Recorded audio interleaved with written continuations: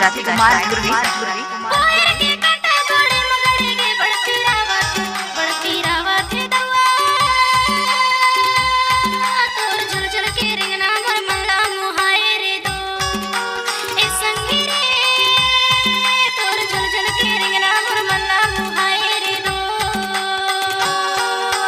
लाली रे गोंदा गजब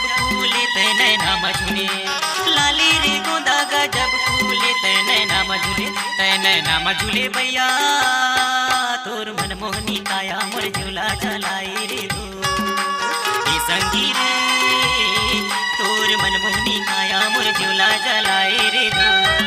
कैसे कर थस रे आए कैसे कर थस नाच ना वो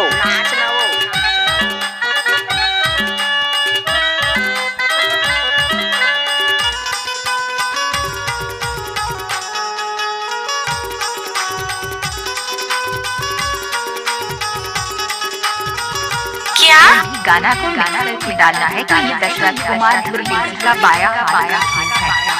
पानी रे आए पवन संग मन ना रुआते पानी रे आए पवन संग मन ना रुआते भैया तोर सुरता माँ बैठ अकेला रे दो ए संगी रे तोर सुरता माँ बैठ अकेला रे दो। लाली रे गोंदा गजब फूले तैने ना मझुले लाली रे गोंदा गजब फूले तैने ना मझुले भैया तोर मन मोहनी काया मोर झूला जलाई रे दो ए संगी रे तोर मन मोहनी काया मोर झूला जलाई रे। अरे हटा चल अपना बजा। डीजे दशरथ कुमार धुर्वी मंडला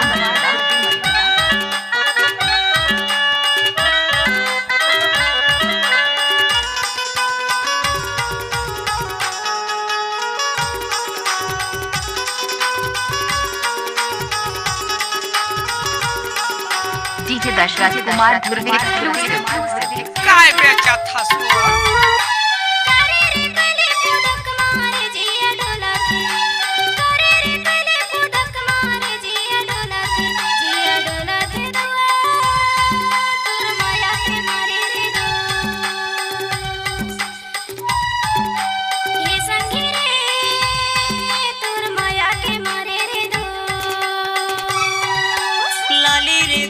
गजब फूले तैने ना मझुले लाली रे गोंदा गजब फूले तैने ना मझुले भैया